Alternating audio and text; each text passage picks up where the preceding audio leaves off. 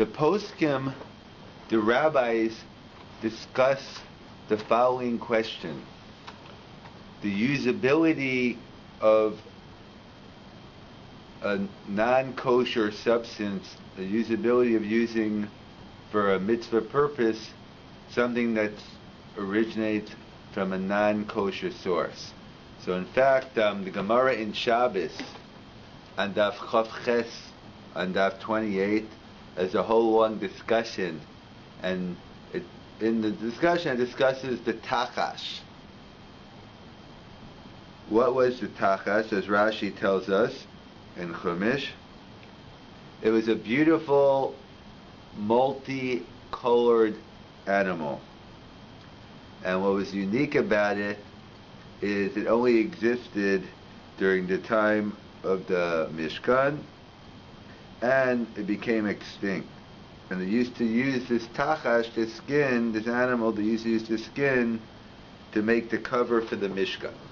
So in fact, the Gemara wanted to know, originally, was this tachash kosher, the skin that they used in the Mishkan from this animal? The Gemara entertains the question if it was kosher or not.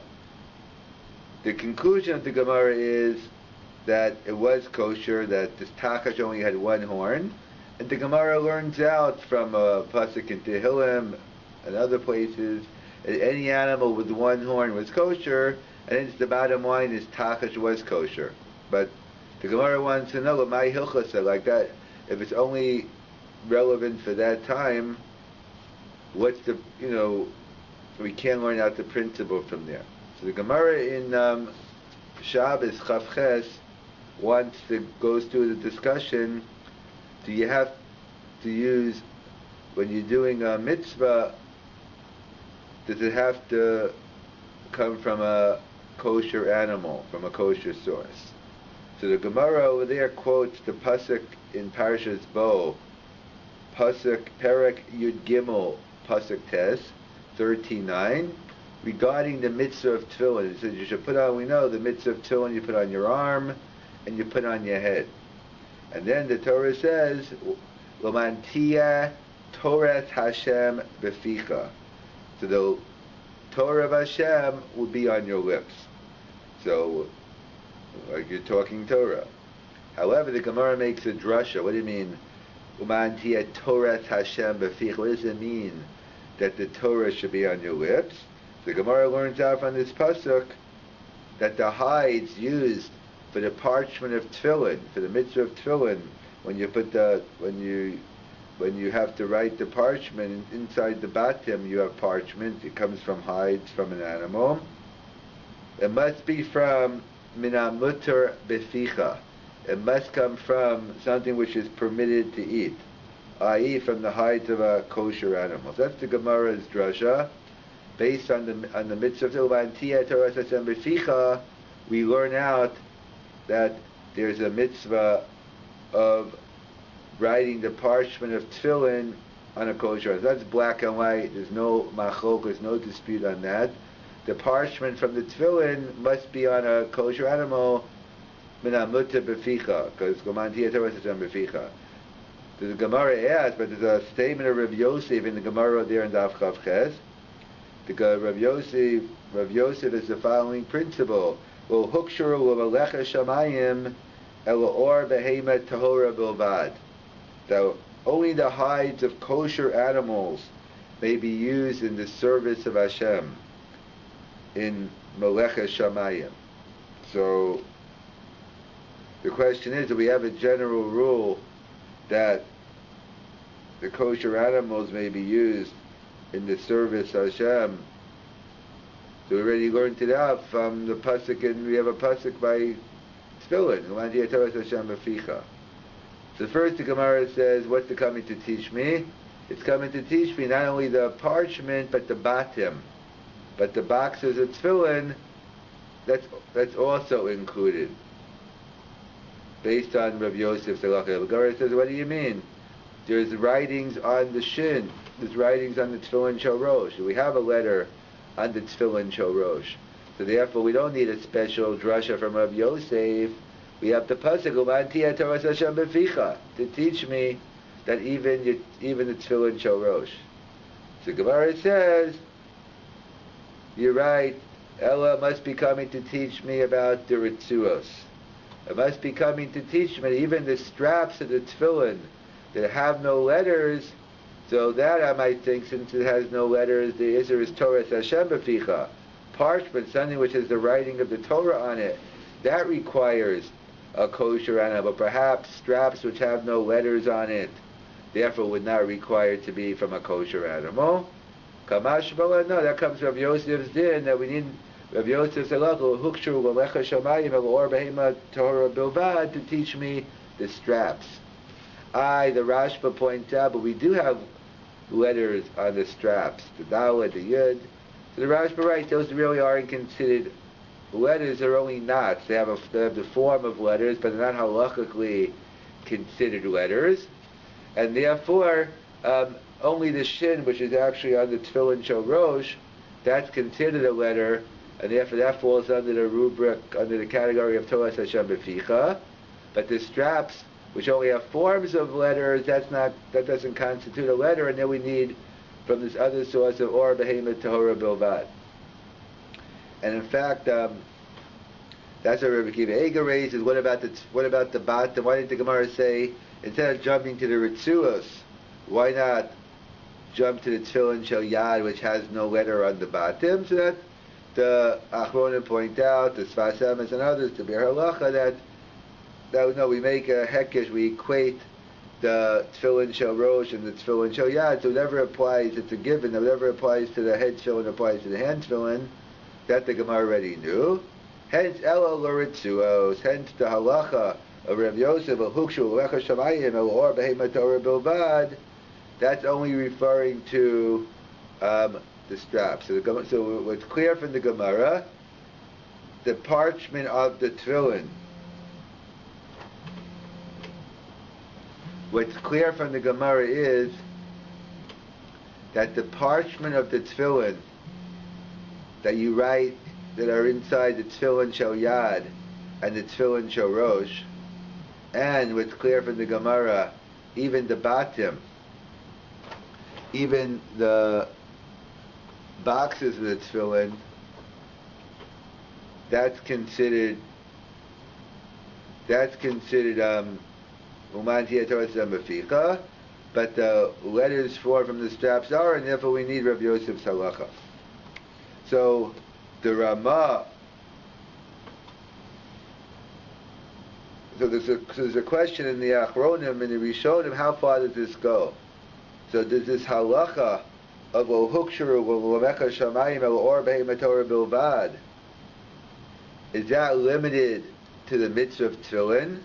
But the straps are also part of the mitzvah. So maybe only the straps, even though the straps might not have letters, but they're part of the whole general category of tefillin. That's why the halacha applies, but perhaps it's limited to tefillin. Or does this halacha apply to all mitzvahs? From the Mishkan, we could bring a proof from the Tachash, because at the end of the day it was kosher. Even in the question, we weren't even, it was only for that time period. And that we'll have to get into another time. We'll have to see a further machokas rishonim, whether it applied to the Mishkan. It's inconclusive from the Gemara whether it applied to the Mishkan. That's what we'll see. We'll have a machokas, Rabbeinu Bachaya, Rav Haigon, in terms of whether the silk, why there was no silk in the Mishkan, or what about the techeles that came from Dam Chilazon. So we'll get into that discussion another time. But it's based on this Gemara, on whether the question gets off, is the halacha limited to tefillin? Even that is learned out, as we'll see. The Magen Avram will learn that applies, that we make a hekesh to tefillin, that just like we find also, that just like women are putter from mitzvah say, she's putter from tefillin because it's a mitzvah say shazman grama. So too, all time oriented mitzvahs. Why would we use tefillin to learn from? Because by tefillin is called Torah Hashem B'ficha, and therefore the Magen Avram will see is to explain that all mitzvahs are derived from this principle. But the Ramah quotes from the Ran in Rosh Hashanah, who raises the question, what about a shofar?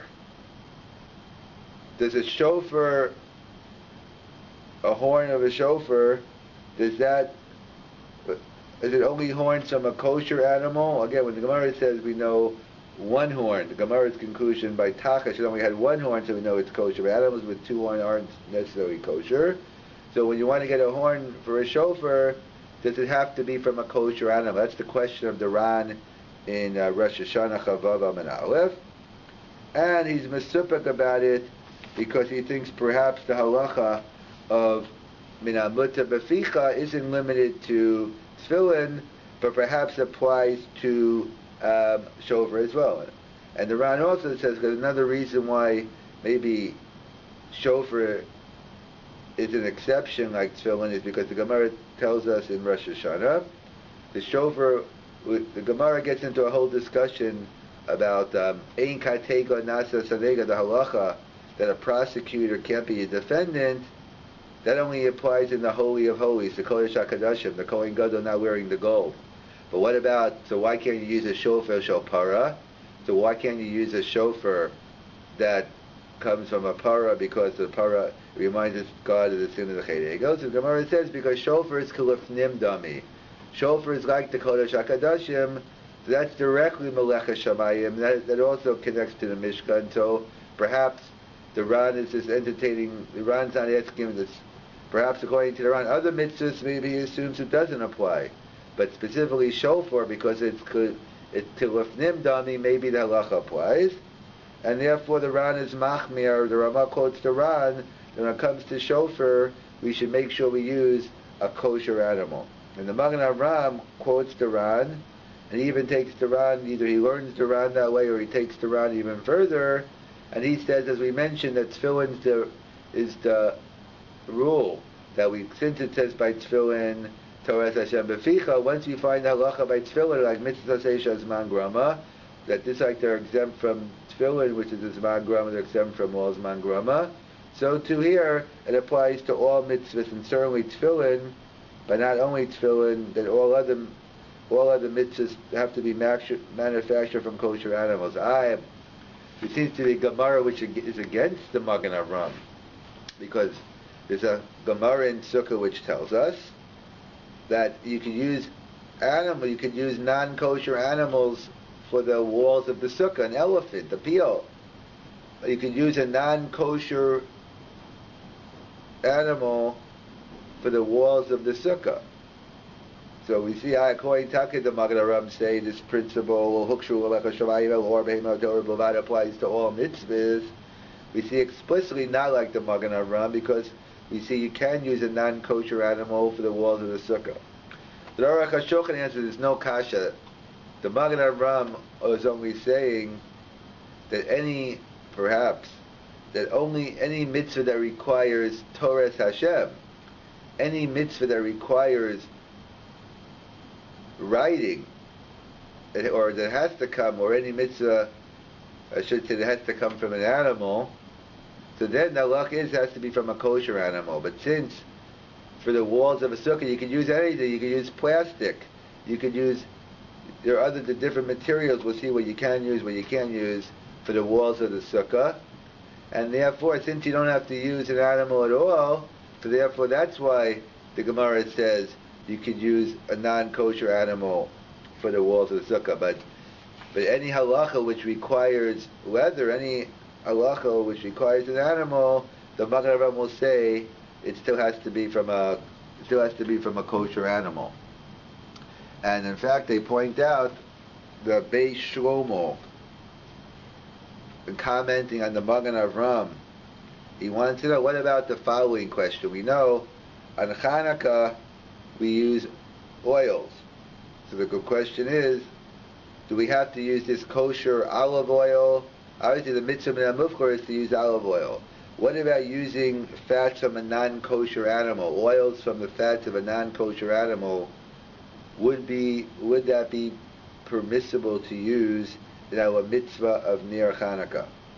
So the Beis Shlomo himself, he concludes at the end of the day that it's mutter, because number one, he quotes, many opinions disagree with the Magen Avram. So number one, it's the Magen Avram against many other Achronim, and it's not clear, and many just limit the rule to tefillin and not to, or mevishka, but not to the all mitzvahs, and therefore, since the mitzvah of Chanukah is only a mitzvah d'Rabbanan, so it's a machokas and a mitzvah d'Rabbanan, so it could be lenient. So the Beis Shlomo is lenient because he says the Magen Avram is a point of contention, and Chanukah is a mitzvah d'Rabbanan, mashma on a mitzvah d'Oraisa, so the Beis Shlomo would be machmir. However, the Beis Yitzchak wants to say, even according to the Magen Avram, even according to the Magen Avram, you have to say you could use elephants for the walls of the sukkah, because the Gemara says it. So even perhaps according to the Magen Avram, you could use non-kosher oil for Chanukah. Why, based on what? So the Beis Yitzchak has an interesting answer. Based on a Tosis and Sota, on Yud Zayin Amud Beis on 17b, the Tosis quotes the opinion of Rav Shimon from the Yerushalmi and Sota, who says there's halacha when a woman's suspected of committing adultery. So there's the process in order to keep the husband, Shalom Bayis, to get the husband and wife back together. So you permit writing the Sota scroll on a parchment of non-kosher animal. So we see you could use a non-kosher animal using parchment, and Rav Shimon says you could use parchment of a non-kosher animal. But why can't use? So Rav Shimon says because it's nitna l'machika, that since it's destined to be erased, so Rav Shimon says it's okay.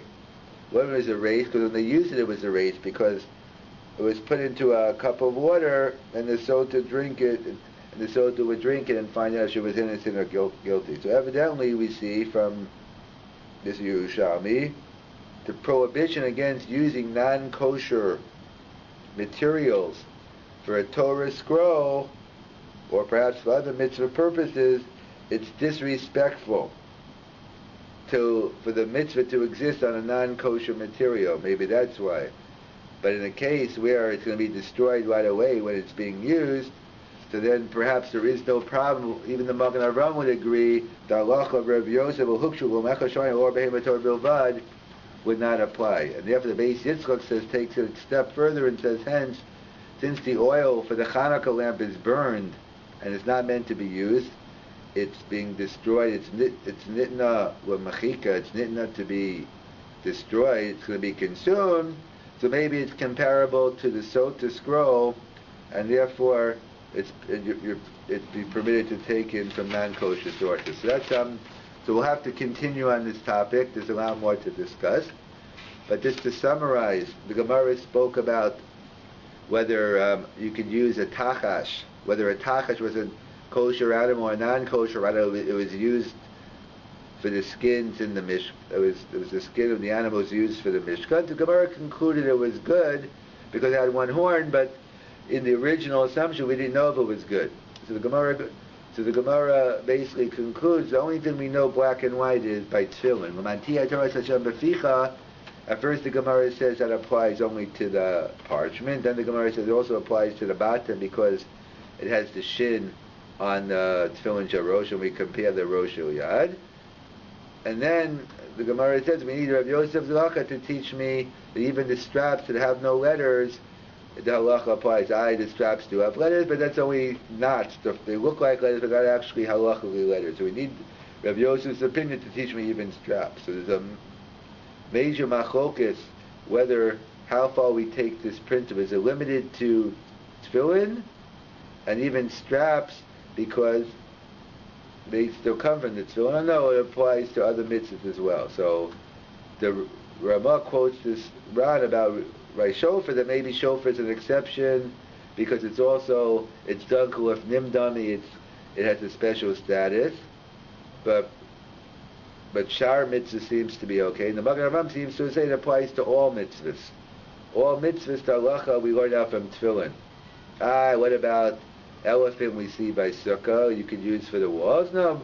So perhaps, as Aruch HaShulchan points out, it's only limited to a mitzvah that requires an animal. If you don't need an animal anyway, so you wouldn't need a kosher animal. And then the Achronim, the Beis Shlomo, raises the question by using non-kosher oil for the Hanukkah. So he says, since it's a machlokas Magen Avram and the Ramah and other Achronim, on whether this halacha even applies to Hanukkah lamp, so therefore you can be lenient since Hanukkah is only a mitzvah d'Rabbanan. However, the Beis Yitzchak wants to say, no, it's not a machlokas. Maybe even the Magen Avram would agree. In this case, it's okay. It's comparable to the Yerushalmi, which talks about Rav Shimon, that when they used to write the Sota scroll, they used the non-kosher animal. Why? Since it's nitna l'machika, since it's destined to be destroyed. So too, since the Hanukkah, the oil is destined to be consumed and burned, therefore maybe even the Magen Avram would agree that it'd be permitted to use non-kosher oil for your Hanukkah lamps.